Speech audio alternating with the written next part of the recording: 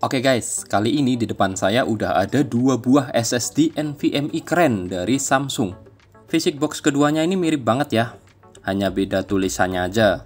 Ukuran dan susunannya sama, termasuk yang di bagian belakang boxnya ini guys. Nah, kita unboxing sambil sekilas info aja ya. Samsung seri 980 sebenarnya adalah suksesor dari seri 970 yang masih sama-sama memakai interface PCIe 3.0. Tapi lain cerita dengan 970 versi Evo Plus yang secara spek masih lebih tinggi daripada 980. Perbedaannya terletak di adanya DRAM untuk independent cache di SSD ini, plus controller Phoenix yang katanya bikin performasi 970 Evo Plus ini jadi lebih oke. Beda dengan 980 biasa yang emang tinggi juga sih speednya, tapi cache-nya memakan bagian dari flash storage itu sendiri. BTW untuk list SSD yang pakai DRAM dan non-DRAM bisa kalian googling aja. Setahu saya ada list Excel berisi merek dan tipe SSD beserta spesifikasinya. Beda harga kedua SSD ini nggak terlalu banyak. Tapi kalau kalian pemakai Mobo dengan slot M.2 PCIe Gen 4, kalian bisa pakai Samsung 980 Pro yang performanya nggak perlu diragukan lagi. Termasuk harganya ya, nggak perlu diragukan. Menurut saya, SSD Samsung ini adalah SSD yang paling stabil performanya, yang udah terkenal kehebatannya sejak di zaman SSD SATA ya.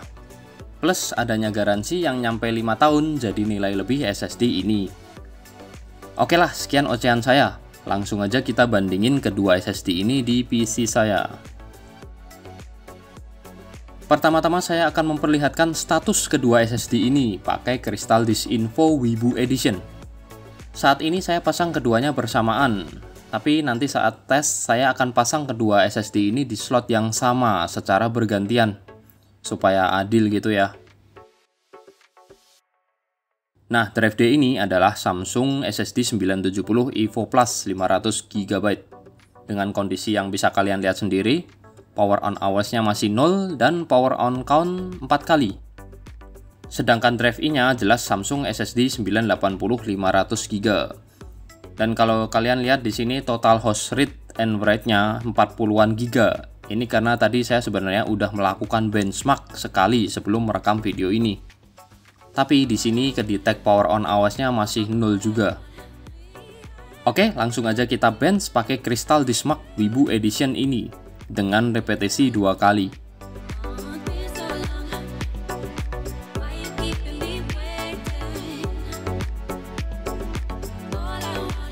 Nah, kalian bisa lihat sendiri ya perbedaan performa keduanya.